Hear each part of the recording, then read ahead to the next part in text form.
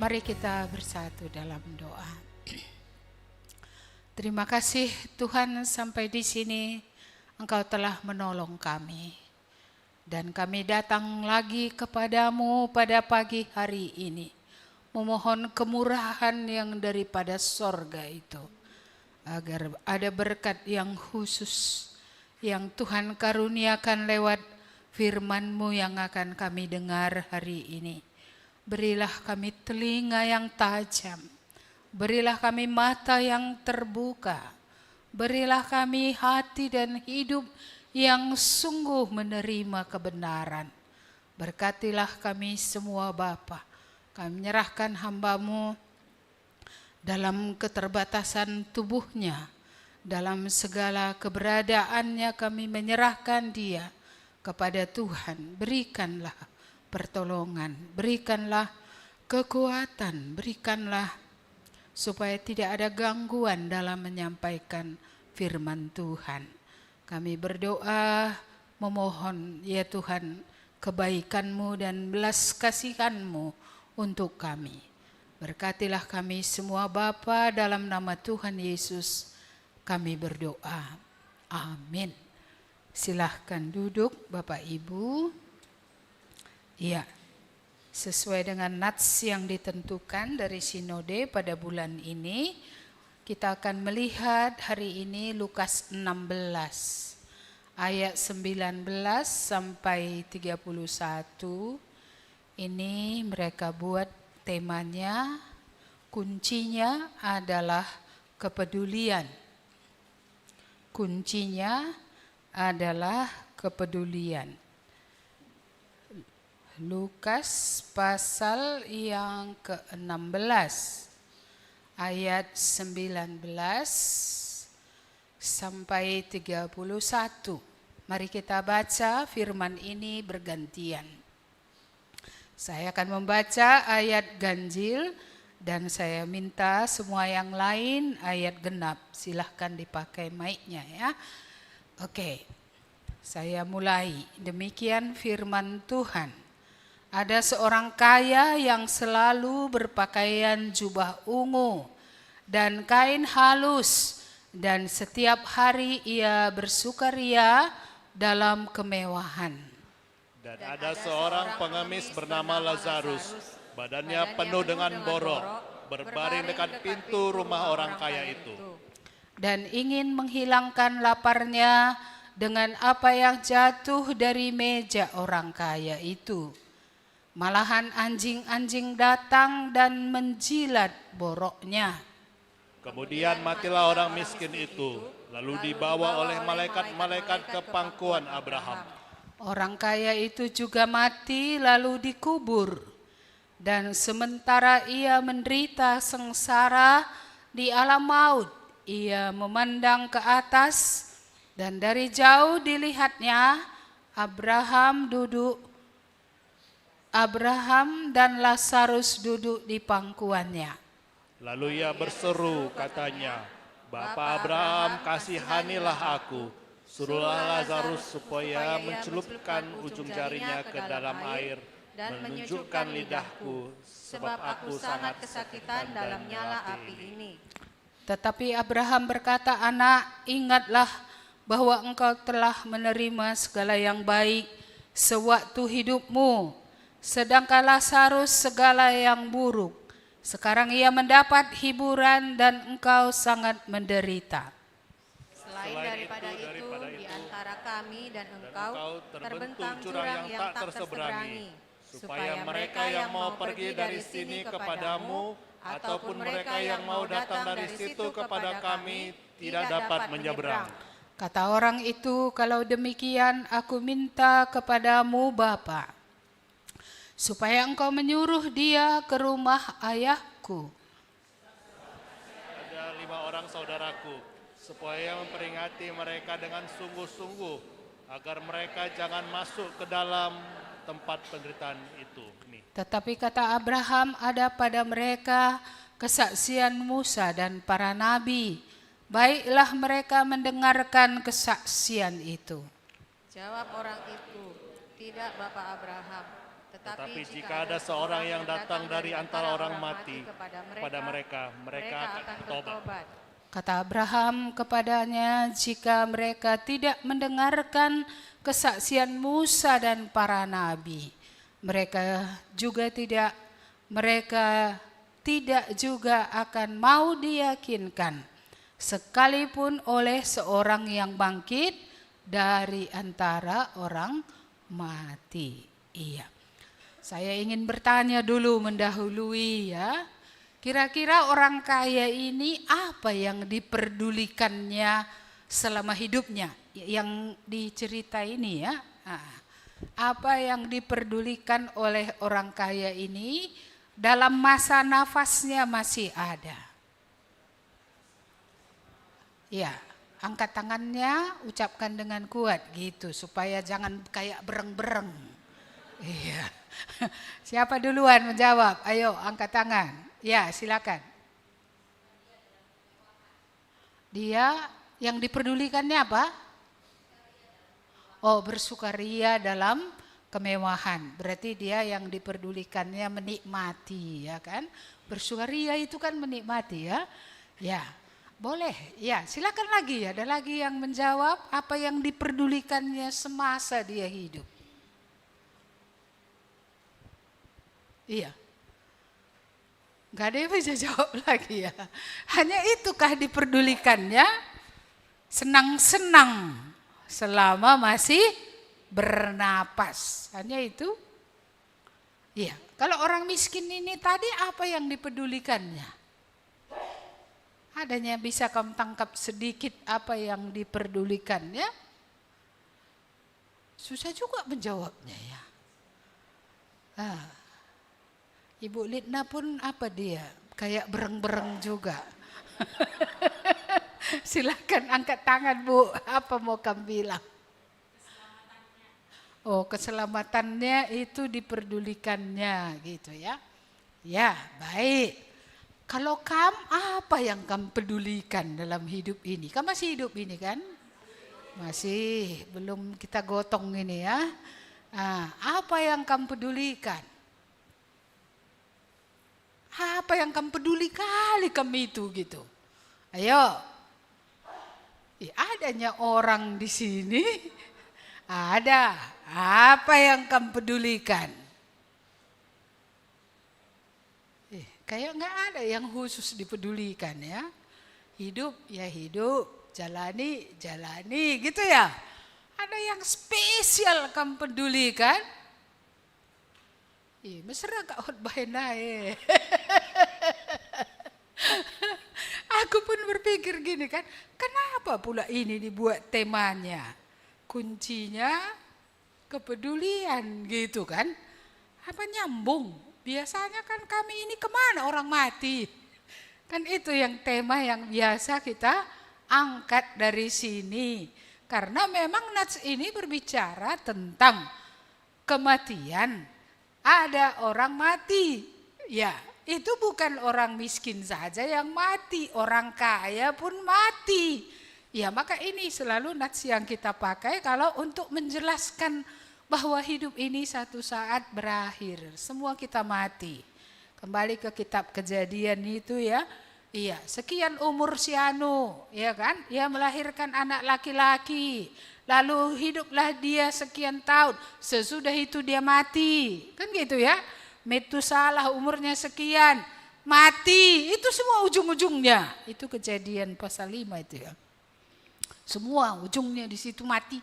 Kecuali Henokh. Hanya Henokh satu-satunya hidup dalam dunia. Ya, dia juga melahirkan anak laki-laki. Dia juga masih hidup sesudah itu. Tapi dia satu-satunya mewakili semua orang ya yang naik ke sorga tanpa kematian. Iya, secara umum semua mati, cuma Henokh yang bergaul dekat dengan Allah, diangkat Allah hidup-hidup ke sorga. Iya, tentu bukan dengan tubuh yang lama, tapi dengan tubuh yang baru. Ini kita baru mendengar ya, meninggalnya Bapak Pendeta Antoni Tarigan ya. gembala jemaat Karispia yang sedang melayani di Yogyakarta. Ya, dia meninggal. Saya semalam hitung usianya masih 63. Iya, muda. Muda atau tua ya? Berapa muda sekarang, berapa tua, iya kan? Iya, usianya 63 tahun saja. Saya minggu lalu ya ngomong dengan dia karena dia yang telepon saya. Dia bilang, "Kakak, saya ada di rumah sakit." Saya bilang, "Kenapa kamu ada di rumah sakit?" Aku sebenarnya sudah terus ya keluar masuk rumah sakit. Aku demam, hanya demam aja. Lalu masuk rumah sakit, diinfus, naik, normal, pulang 5 hari di rumah, demam lagi, bawa lagi, ya, naik lagi, obat lagi, turun lagi, pulang lagi. Iya, hitung-hitung ya, seminggu di rumah sakit, 5 hari di rumah, seperti itulah bolak-balik. Dan dia bertanya kepada saya waktu itu karena ingin membawa ke Penang.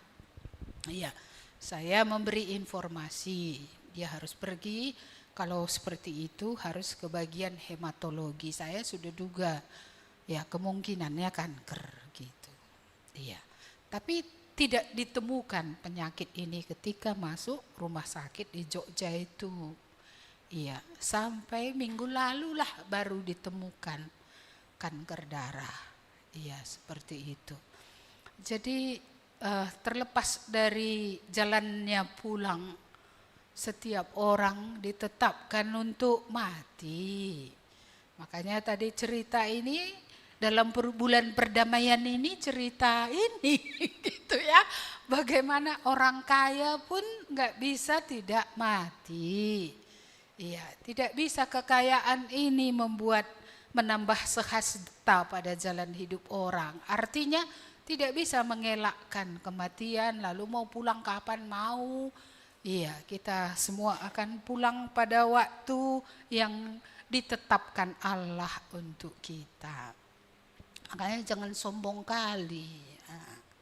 Iya kan? Jangan juga mekeng kali, matinya kamu nanti kok mekeng kali. Keras kepala kali, degil kali, dibilangnya pun nggak bisa-bisa. Iya, disuruh bertobat, tak bertobat.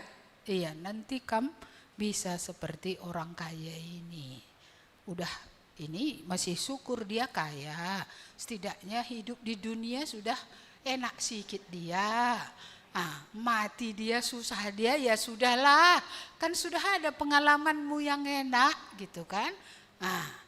Iya, kalau si miskin ini, yang miskin sudah penderitaan, sudah banyak pula dinanaminya. Iya, tapi syukurlah bahwa ending hidupnya sedikit lebih baik. Ya, bukan sedikit ya, banyak lebih baik daripada yang kaya ini tadi. Iya. Siapa yang pengen kaya sini? Iya. Loh, kok ketawa? Emang salah kalau mau kaya? Nggak ada tujuan kalian, nggak ada kalian berupaya untuk kaya, nggak bisa kita dirikan TK itu di tempat yang lain. Harus ada yang kaya juga, ya kan? Harus ada supaya pekerjaan Injil ini juga bisa diteruskan. Jadi masalahnya kan bukan kaya ini salah kan? Iya, bukan kaya ini salah. Jadi bicara tentang kepedulian dulu, saya melihat di sini bahwa orang kaya ini tidak memperdulikan dirinya pun enggak. Secara dunia cuman dia memikirkan apa tadi, pesta yang bermewah-mewah, baju-baju yang apa? Yang sutra gitu ya. Baju-baju yang jatuh lah gitu ya kan. Adem, makainya adem gitu. Iya, jadi dia memperhatikan hal-hal yang lahiriah saja. Kalau enggak kan hebat itu, tiap hari dia bisa berpesta. Berapa uangnya habis 1 hari? Kalau gitu, semua orang kan yang datang kan bukan ngasih uang, tapi makan uang. Walaupun makan uangnya lewat makan makanan. Iya. Jadi saya melihat waktu ini kan saya berdoa, Tuhan apa mau dihotbahkan kalau kayak gini temanya gitu. Ini yang Tuhan ingatkan, khotbahkanlah. Dia tidak memperdulikan dirinya. Iya, dia tidak memperdulikan jiwanya. Iya, firman Allah ada padanya. Tapi dia tidak sampai kepada pertobatan. Dia tidak sampai kepada keyakinan iman yang benar, ya, bahwa setiap orang berdosa membutuhkan pengampunan, membutuhkan keselamatan. Jadi kalau kita datang kepada Tuhan bukan demi nyawa bapak kita, bukan juga demi nyawa saudara kita, demi nyawamu sendirilah. Demi nyawa kita datang kepada Tuhan agar kita tidak berakhir di tempat penderitaan seperti orang kaya ini. Iya, karena dosa itu tidak mungkin tidak dituai akibatnya. Kalau tidak ada yang menghentikan hukuman itu, kita ini semua berjalan menuju kepada kebinasaan. Syukurlah Yesus datang dari surga ke dalam dunia menghentikan perjalanan ke neraka ini. Menghentikan perjalanan untuk dipancung. Menghentikan perjalanan untuk menerima hukuman selama-lamanya. Jika Yesus tidak datang menghentikan itu, habislah kita. Habislah. Kalaupun dia telah datang, masih tetap juga siapa yang mau menerima kasih dan pengorbanannya itu untuk menyelamatkan. Air itu ada, tapi kalau tidak diminum, ya tetap haus juga. Ya, jalan untuk supaya kita tidak dihukum itu ada, tapi kalau itu tidak mau kita menerimanya, kita mensia-siakannya, kita menganggap sepele. Ya, Allah mengirim anaknya ke dalam dunia. Ya, kita akan menerima akibatnya. Saya renung-renungkan menjadi kaya tidak salah. Yang salah adalah ya, orang kaya ini tidak memperdulikan jiwanya. Sama dengan orang kaya di Alkitab itu yang punya lambang di Injil ya, yang punya lumbung yang besar. Panen berikutnya berlipat ganda akan masuk. Oh, bongkar lumbung lama, bentuk lagi, buat lagi yang baru yang lebih besar. Wah, rencanalah hebat. Lalu apa yang terjadi? Malam itu Tuhan bilang, your time comes. Waktumu sudah habis, sudah datang. Dia bilang apa? Oh, lumbungku atau gandumku, tahanlah jiwaku ini. Bukankah engkau kumiliki banyak kali? Ya, banyak kali tanahku, banyak kali isi lumbungku, tahanlah jiwaku ini. Saudara-saudara, bisakah semua harta dunia menahan jiwanya dari kematian dan dari hukuman? Tidak bisa. Iya, jadi ini harus mengerti kita. Di bumi ini prioritas pertama itu peduli itu terhadap apa? Peduli itu terhadap apa dulu? Iya, peduli itu terhadap jiwa sendiri dulu.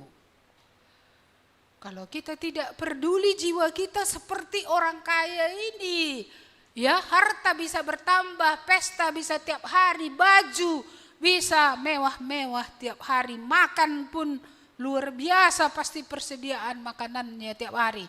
Kalau dia hidup pada zaman ini udah foto sajalah makanannya itu tiap hari udah penuh lah. Apa itu namanya ya? Statusnya itu. Iya. Itulah yang ada. Makanya kadang-kadang kulihat orang menampilkan status ini, apanya status orang ini. Kadang kulihat, kadang ajanya. Itu pun di WA pulanya aku tengok, kalau FB nggak terikuti aku, itu udah tua aku. Yang penting-penting aja yang ku baca, yang nggak penting nggak perlu. Jadi itu kadang ku baca, apalah status orang ini ya. Oh, roti enak gitu kan. Ada lagi hamba Tuhan, apa statusnya? Apa namanya, cinacur. Atau cinacur, cabai kecil. Dia pendeta, tapi statusnya aku tengok cinacur. Cabai kecil. Jadi aku pikir gini, mungkin ibu ini tidak diberkati Tuhan dengan makanan pun. Sehingga sedikit pun panen cinanya ini, bersyukur dia di fotonya. Mau dibilangnya hari ini ada Cina, bisa nanti ditukar jadi beras barangkali. Kalau enggak ngapain cinacur di foto? Ngapain cabai kecil, ya, cabai caplak di foto gitu. Apa artinya itu? Makanya kadang kupikir apa adanya tujuannya dibuat orang statusnya ini, kupikir. Kalau dibuatnya statusnya ini karena dia jualan, oke, ngertilah kita. Dia sekarang sedang jualan, berbisnis. Tapi kalau cinacur tadi, ya Pak, ini juga bisnis mau dijual sampai ke Medan. Iya kan? Karena ngelihatnya di pulau yang lain. Iya, seperti itu. Jadi kita melihat tadi ya, belajar dari kesalahan orang kaya ini supaya kamu jangan nanti udah nggak kaya, miskin tapi salah juga. Dia kaya salah, pilihannya apa? Bukan Tuhan dicarinya, enggak, jiwanya nggak peduli dia. Entah selamat nggak selamat. Kadang-kadang mungkin entah ingat juga dia surga itu barangkalinya ini. Tapi enggak ada suatu tujuan yang pasti dalam hidupnya. Sekalipun seluruh dunia ini ku dapat, ini tidak cukup. Aku mau beroleh yang kekal. Aku mau beroleh surga. Iya. Orang kaya ini enggak ada gitu. Enggak ada. Iya. Jadi sudah demikianlah nasibnya kita bilang. Enggak, itulah pilihannya. Bisakah dia membuat pilihan yang lain? Bisa. Karena kitab suci, kitab Musa, kitab para nabi sudah ada, bukan tidak ada. Firman Tuhan sudah tersedia. Tapi siapakah yang memperjuangkan jiwanya? Kemananya aku berakhir ini? Akankah aku binasa? Aku tahu aku orang berdosa. Terlepas dari keturunan orang berdosa, penyembah berhala dan lainnya. Kita sendiri pun di dalam hidup kita berdosa. Kita memiliki pikiran-pikiran yang salah, niat-niat yang salah, dan tindakan-tindakan yang salah, perbuatan yang salah dalam hidup kita. Jangan kamu terlambat ya. Jangan nanti kamu orang kaya, siapa tahu ada orang kaya, tapi kurasa kamu gak ada kaya-kaya. Gue tengok sini ini. Yang mana yang kaya kali di GKMI Kasih Anugerah ini? Iya, kayaknya kita ini ikan yang sisiknya 1-2 saja. Iya, ikan memang, tapi sisiknya sedikit. Cukup, iya, hanya cukup aja. Masih syukur cukup katanya pula. Karena mungkin ada juga yang untuk cukup tadi pun seperti mengutip manna tiap hari. Jadi rezekinya kutip hari ini, cukuplah untuk hari ini atau untuk sampai besok. Besok kutip lagi, ya, untuk hari berikutnya lagi. Kutip lagi untuk apa? Hari berikutnya lagi. Iya. Jadi sebenarnya sedih juga ya kalau gitu kita hanya hidup cuma makan. Cukup makan aja sedih kan? Atau kamu gak pernah nangis, Tuhan kenapa aku nggak bisa diberkati gitu? Adanya yang pernah nangis di sini nggak diberkati? Memang nggak bisa dapat berkat. Karena kerinduan dapat berkatnya aja nggak ada. Nggak pernah dia bergumul bagaimana supaya diberkati Tuhan, supaya diangkat Tuhan lah kutuk ini, sehingga kutuk dalam mata pencaharian ini diangkat sehingga bisa didapat, bahkan banyak dibawa pulang. Mungkin udah mantap kali pula kitab Kejadian itu ya. Iya, semak duri seumur hidupmu, katanya ya sudah beginilah seumur hidupku gitu. Enggak ada lagi ratapan ke surga. Bisakah ini berubah Tuhan gitu ya? Ada yang meratap gitu? Makanya gue bahaya jemaatku yang danai.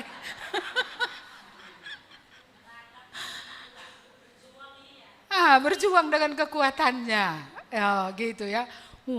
Gising kena gitu ya, dengan usahanya sendiri. Tidakkah pernah kita membaca dalam Ulangan pasal 8 ayat 18, kekuatan menjadi kaya datangnya dari Tuhan, bukan dari isingkan, bukan dari Tuhan, walaupun pasti ada jalannya. Tapi dari Tuhan itu, pengharapan ini pada kekuatan ini, cara kerja kita ini, atau pada Tuhan yang memimpin kita untuk bekerja. Kekuatan beroleh harta itu ada, sumbernya dari Tuhan. Kalau mimpi pun kamu gak pernah, berdoa pun gak pernah, harapkan pun gak pernah, lalu ya sudahlah. Iya, semak duri tadi tahankanlah. Memang sudah ginilah hidup ini di luar Eden. Seperti itu ya. Ada yang kayak gitu. Iya, saya tetap merasa ya, Tuhan mencukupkan di Taman Eden itu. Bahkan semua buah pohon itu tak termakan, sisanya situ. Lebihnya yang Tuhan siapkan kepada Adam di Taman Eden itu. Kapan mulai semua kurang? Dosa membuat kurang. Jadi kalau dosa ini selesai, kita memperdulikan jiwa kita, tadi selamatkan, kita mengasihi Tuhan. Ya, mungkinkah Tuhan tidak memberikan cukup atau bahkan lebih supaya ada yang bisa kita kerjakan, kita bagikan. Ya, Bapak Ibu, saudara-saudari, kalau kita tidak pernah memperjuangkan jiwa kita, ya, nggak pernah menggumulkan itu, bagaimana supaya itu landing, ya, di tempat yang Tuhan sudah sediakan. Bagaimana mungkin kita bergumul untuk yang lain? Bagaimana kita mungkin memperdulikan yang lain supaya bisa berbuat banyak kepada yang lain? Enggak mungkin. Kalau jiwa andu pela dia tendu, cumanakah akan mediatekan orang lain? Macam mana mau mediatekan pekerjaan Tuhan? Macam mana akan memperdulikan ya apa yang diperhatikan Tuhan di bawah matahari ini? Jadi belajar dari yang salah tadi. Mari ini yang pertama. Kuncinya kepedulian. Kepedulian terhadap apa? Ya, terhadap keselamatan kita dulu. Maka kalau tadi orang kaya ini kaya pun gak masalah lah dia kaya. Tapi maunya ada kitab Musa, ada kitab para nabi. Itu dibacanya. Dia ya dapat diyakinkan oleh Roh Kudus. Dia dapat menjadi percaya. Dia bertobat. Ya, dia bertobat artinya apa? Mempercayakan hidupnya kepada Tuhan. Iya, dia bisa serahkan hidupnya kepada Tuhan. Tuhan, bukan pada kekayaan inilah ya, pengharapanku. Karena pengharapan adalah sesuatu yang tidak kekal. Kekayaan adalah sesuatu yang tidak kekal. Maka firman Tuhan juga berkata, janganlah kamu berharap pada kekayaan. Coba Lukas 12 ayat 15. Kita mundur sedikit ke belakang, yang tadi nanti dikasih tanda. Lukas 12 ayat yang ke-15.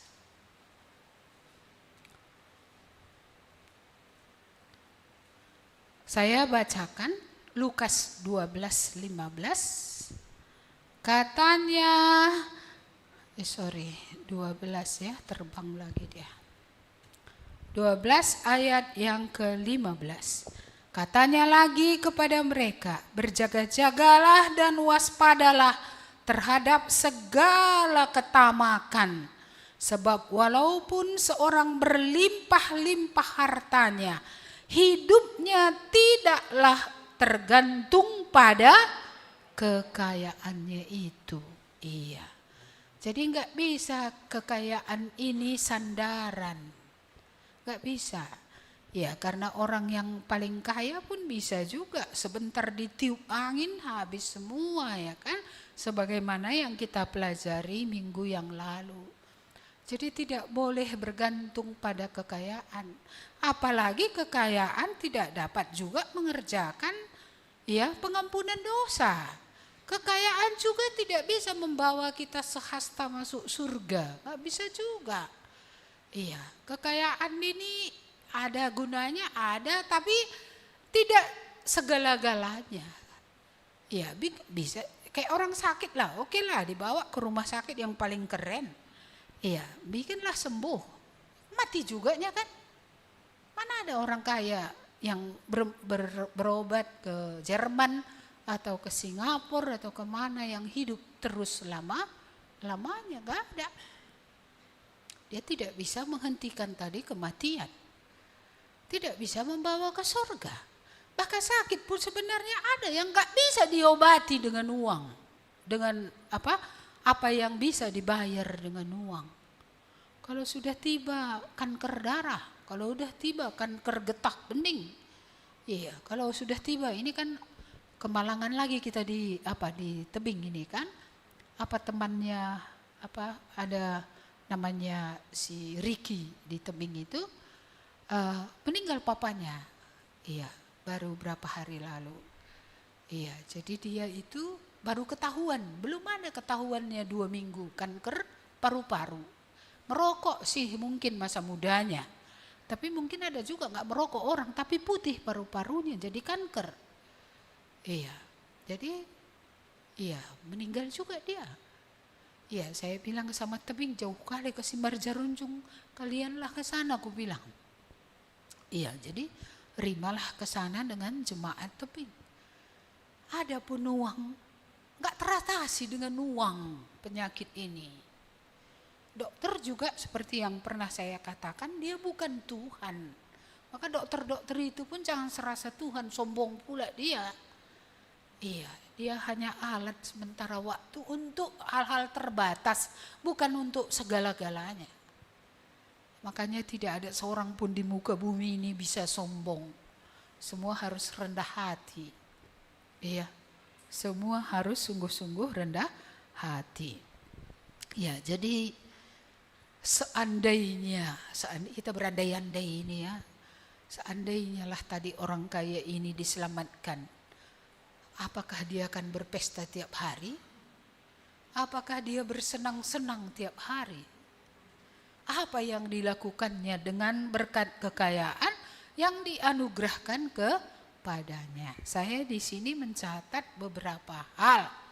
Bisakah kita baca dari Alkitab 2 Korintus 9 ayat 8 sampai 11. 2 Korintus 9 ayat 8 sampai 11.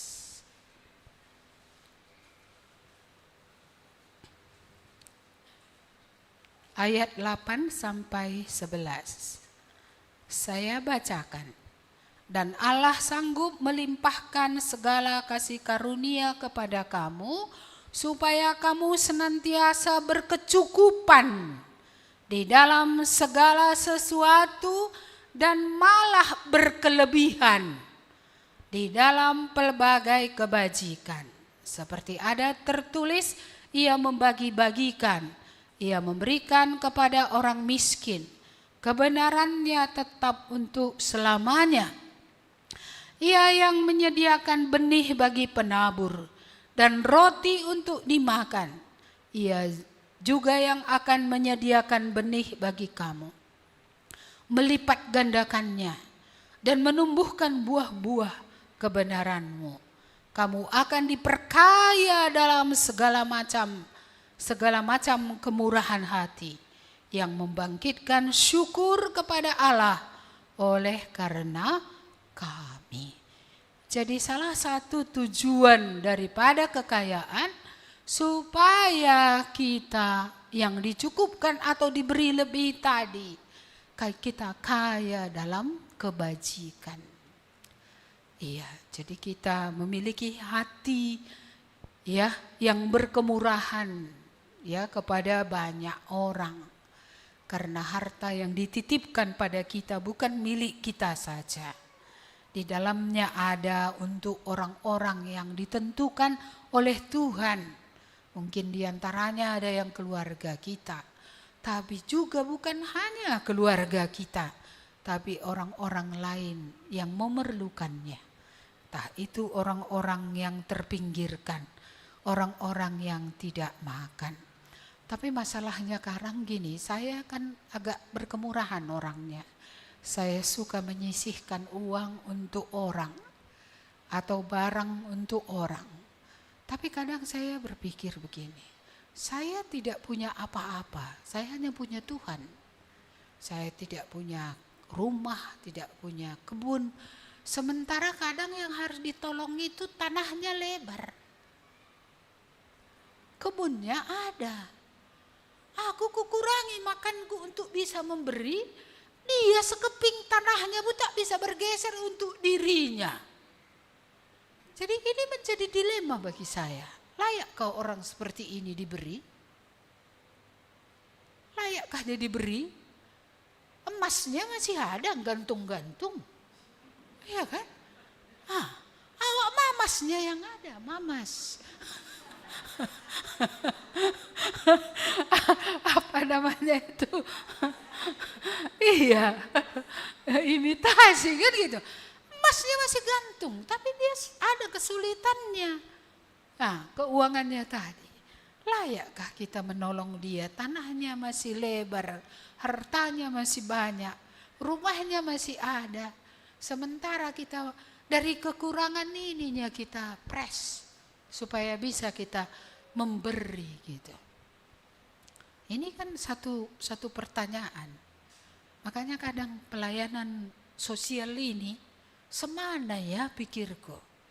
Iya, karena banyak kasus seperti itu tadi. Dia tak rela tanah itu dibagi atau emas itu dicepik. Gak rela dia. Tapi maunya dia ditolong. Nah, ini dia. Orang yang kayak gini menurut kalian gimana? Atau menurut Tuhan bagaimana? Menurut Tuhan orang yang kayak gini ini gimana gitu. Ya inilah satu pergumulan bagi kita. Kalau dulu jemaat di Yerusalem itu kan karena penganiayaan seluruh harta mereka memang gak ada lagi, ludes semua diambil. Negara mengambil rumah mereka, mereka gak bisa bekerja, gak ada lagi apapun. Disitulah kita melihat muncul orang-orang percaya di perjanjian lama itu yang menjual ladangnya. Supaya orang percaya yang menderita karena kebenaran tadi bisa dibagi kepada mereka makanan. Iya, tapi itu konteksnya penganiayaan. Konteksnya orang percaya memang dibedakan. Kerja pun tidak bisa. Harta mereka diambil. Mereka mau ditangkapi. Mereka mau dimasukkan ke dalam penjara. Dari mana memang hidup mereka? Maka 7 diaken. Ya, 7 Mama Andre. Kan gitu ya. harus diangkat waktu itu untuk memperhatikan orang-orang yang tidak makan ini, ya, para janda, ya, dan juga orang-orang yang memang sama sekali dia mengasihi kebenaran, dia mengasihi Tuhan, hidup dalam firman, tapi bagaimanapun dibuat nggak bisa. Konteksnya beda. Maka harus kita berikan. Bukan berarti kita tidak peduli kepada orang yang mengalami kesusahan. Mari kita lihat. Iya, tiap kasus kesusahan harus dianalisa. Mengapa ini terjadi? Gitu ya. Iya, apakah orang ini tidak mendapat makan karena memang tetap dia dalam gelap itu? Jadi bagaimana berkat turun kalau setan menahan berkat? Tuhan mau memberkati, gak bisa sampai ke bawah karena setannya sudah tahan di tengah jalan. Iya, mengapa? Karena bagi orang ini setan itu kuat. Itu dibuatnya menjaganya. Jadi kalau itu yang menjaga dia, gimana ini bisa diusir? Kecuali dia mau itu diusir oleh Tuhan. Dia juga mengusirnya dari hidupnya dalam nama Yesus. Ya bisalah suatu perubahan terjadi. Jadi kasus per kasus kita harus melihat. Ya, ada orang menjadi miskin karena kegelapan tadi ya. Tetapi ada juga orang menjadi miskin karena malasnya. Kalau bergerak sedikit sakit kurasa. Mesui kalau kuakap urut aku katanya. Gak bisa. Ya, enggak. Memang malas. Memang malas. Orang lain semua kerja 8-12 jam per hari, dia 3 jam pun gak ada. Lalu maunya dia mendapat banyak. Makanya orang Karo ini kan jiwanya malas. Maka lebih suka duduk saja dia di apa sana kan, di mana namanya itu, di Kedai. Katanya. Atau apa, pasang togel ya, nomor. Atau di rumah pakai judi online. Ngapain di kamar rajin kali anakku ini, kita pikir. Ngapain dia? Cari duit lewat apa? Iya, judi online. Ngeri kan? Untuk judi ini uang sekolah pun bisa ikut terselang. Untuk judi ini berutang lagi, pinjam dulu. Dari mana bisa pinjam ini? Gitu ya kan? Karena malas bekerja, malas berkeringat. Kalau gini-gini aja, mana berkeringat? Kecuali uangnya habis, baru dia berkeringat. Panik dia. Panik dia, dari mana lagi dapat uang ini kan? Paniklah dia kan? Tapi kalau gini-gini aja, belum panik. Tapi kalau sudah utang nanti di sana, utang di sini, nggak panik lah. Iya, kayak mana lagi ku bilang sama mamaku, uang sekolahku ini, katanya lah. Ya, kayak mana lagi ku buat bayar utangku ini? Iya, maka gadaikan HP. Nanti tebus lagi kalau ada uang. Ini dia. Jadi kita menjadi berada dalam lingkaran setan yang mengikat kita. Itu ya. Jadi mari kita kembali ke firman Tuhan ini tadi. Tuhan mau memberi cukup bahkan lebih. Supaya apa? Ini rencana Allah. Ya, ini rencana Allah supaya kita bisa benar-benar diberkati untuk menjadi berkat, ya. Benar-benar kita diberi supaya kita berbuat kebajikan. Bagi Tuhan pun kita memiliki kebajikan. Karena kadang ada juga orang, sama orang dia berkemurahan. Supaya apa? Ingat orang apa yang dia buat, dipuji orang dia. Kepada Tuhan, ya membulatkan pun gitu kan. Ada 5.000-nya kan, entah 6.000-nya. Gak dibulatkannya ke atas. Iya, carinya uang logam biar tutup yang 1.000 itu. Ini berkemurahan pada Tuhan atau enggak ini ya? Sama Tuhan pun kikir, tapi berharap menjadi kaya kan aneh. Iya, kurasa kita harus lebih maju. Kita boleh meminta cukup kepada Tuhan untuk apa yang kita perlu. Tapi tidak salah kita meminta lebih kepada Tuhan kalau tujuannya adalah untuk hal yang memang akan berguna. Iya. Kalau ada yang perlu kita kerjakan, kalau perlu ada anak-anak orang percaya di sini disekolahkan tinggi-tinggi, kita kurang uang, ya kan? Ada yang berdoa, Tuhan beri aku lebih supaya ku danailah siswa-siswa yang akan masuk ini atau mahasiswa yang masuk tapi kekurangan dia dana, kan bisa. Apakah kita pernah mimpi yang besar? Apakah enggak percaya kutuk tadi itu bisa diselesaikan? Jadi bukan saja makan yang bisa. Kalau untuk pekerjaan Tuhan, untuk sesuatu yang berguna, saya tetap mengimani Tuhan tidak bisa dibatasi. Kalau itu untuk suatu yang berguna, untuk yang kekal. Untuk yang kekal. Cuman proyek kita kan belum ada proyek untuk yang kekal. Persepuluhan pun ada nggak jalan udah bertobat. Pinjam dulu ya Tuhan katanya, pakainya lagi dulu. Lalu nanti dibalikkannya. Nggak ada. Aku maunya kaya tapi kaya supaya bisa mendukung pekerjaan Tuhan. Iya. Mengapa tukang sepatu yang saya ceritakan minggu lalu itu bisa mendukung sekian misionari di luar? Satu orangnya dia, satu tukang sepatu, berasal dari tukang sepatu jalanan, menjadi tukang sepatu rumahan, lalu memiliki toko sepatu, sampai kemudian pekerjanya jadi banyak buat sepatu. Dia jadi ekspor sepatu berkualitas itu ke luar negeri sana. Tapi dia bilang apa? 10% untuk hidupku Tuhan, 90% untuk proyek pekerjaan Allah di seluruh dunia. Aku mau hidupku berguna sebelum pulang ke surga. Orang kaya ini rugi. Selamat pun tidak, hartanya pun habis begitu saja. Tidak ada dampak kekal dalam hidupnya. Iya, jadi salah kita meminta kaya? Enggak. Tapi tergantung untuk apa kekayaan ini. Jangan nanti kekayaan itu membuat du berputar-putar di situ. Akhirnya enggak ada. Ya, untuk kekekalan tadi. Dan akhirnya untuk harta yang kekal pun enggak ada. Hanya untuk dimakan ngengat saja, disimpan-simpan di bank sana. Ya, disimpan-simpan di bantal atau di tempat tidur seperti orang karo. Makanya pernah terjadi di tanah Karo itu dulu, sudah pernah saya cerita ya. Itu emas dimasukkan ke dalam tilam, dijahit bagus-bagus. Sekali-sekali tilam dijemur. Dia jemur, lupa dia emas semua di dalam.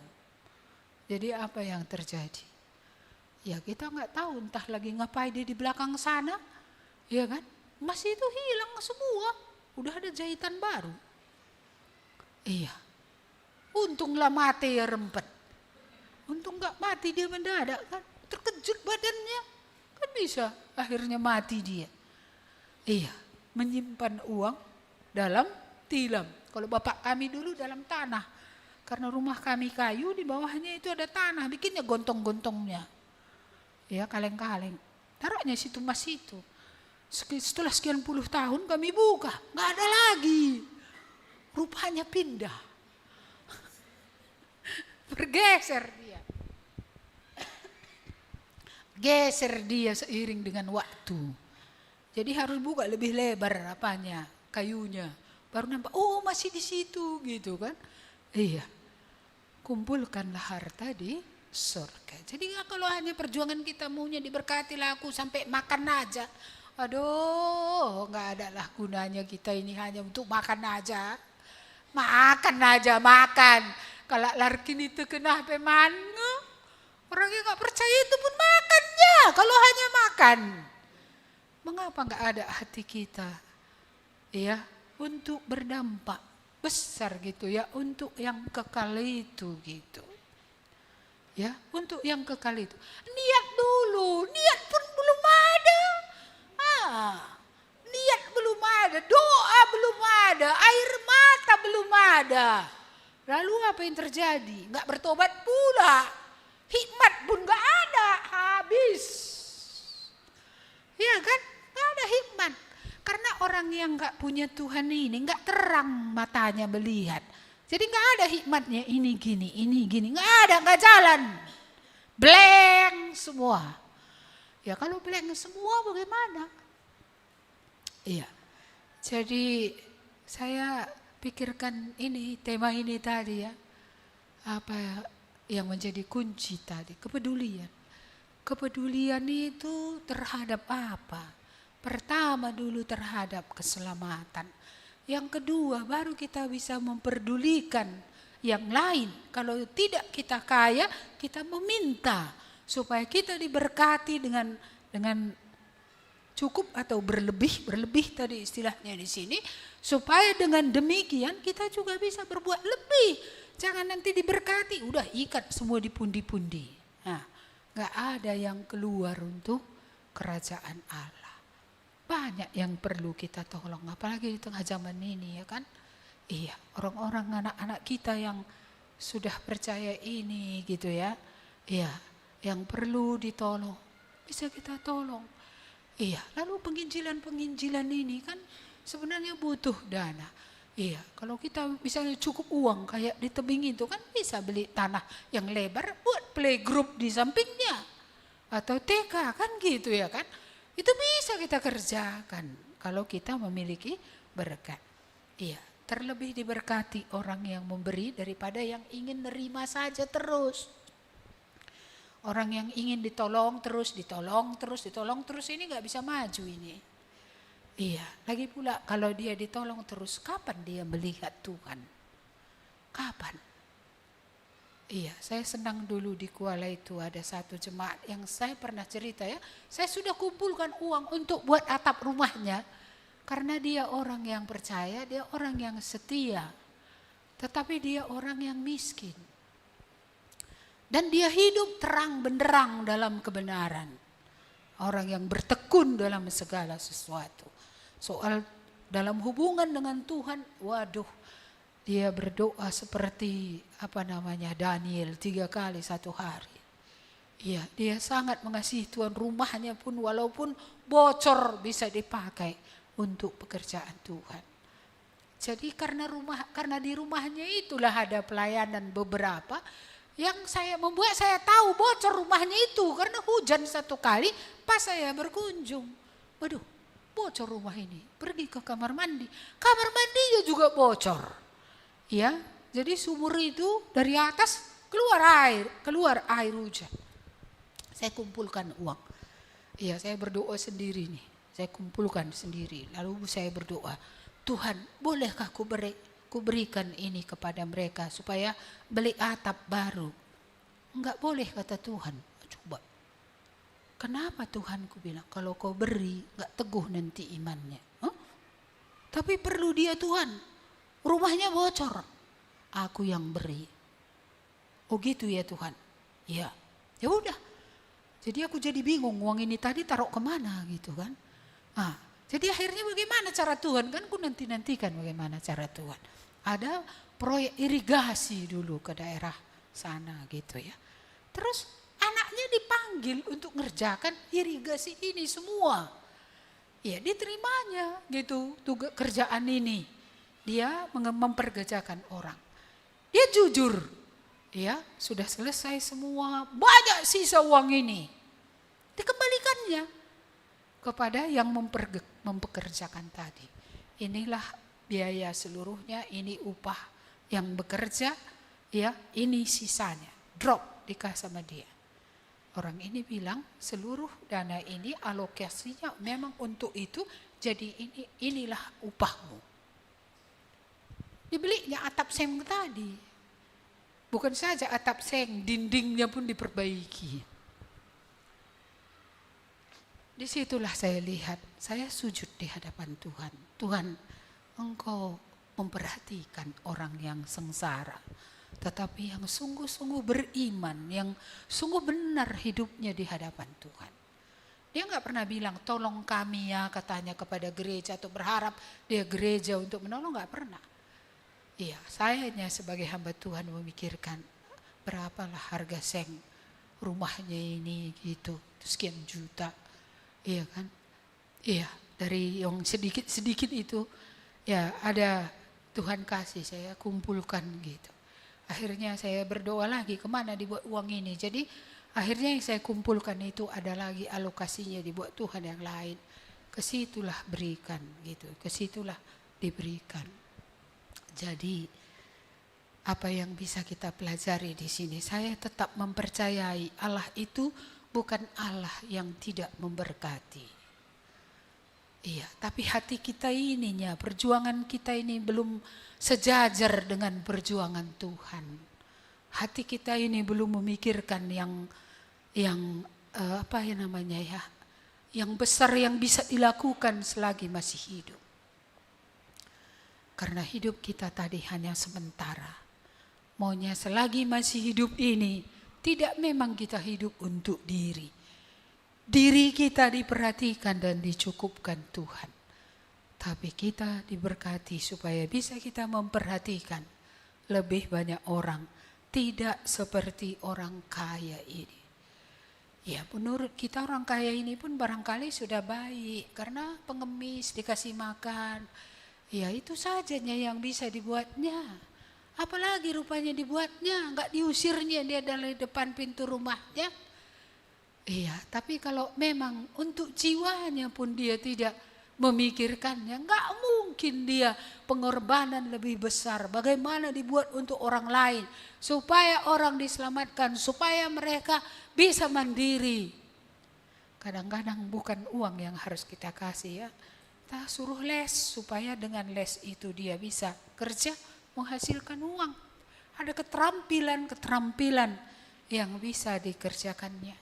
Karena kalau uang kita kasih sedikit ya, nanti habis juga. Tapi kalau dia dibekali dengan suatu keterampilan yang dia memang perlukan ya, saya rasa ini bisa akan membuat dia ke depannya lebih berdaya guna.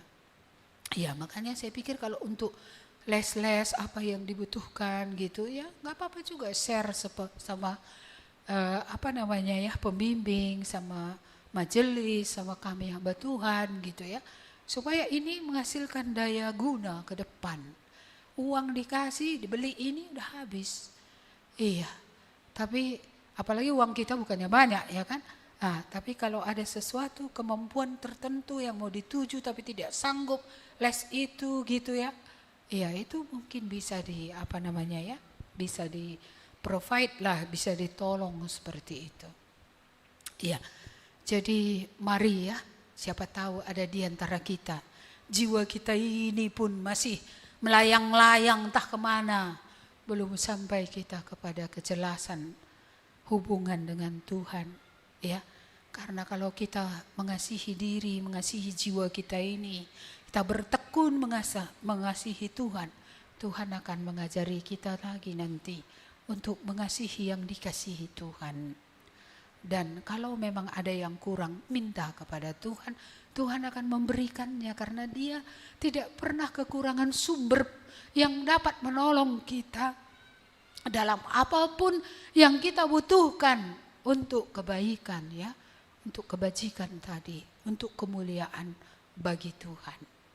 Amin. Mari kita berdoa. Terima kasih Tuhan atas firman-Mu.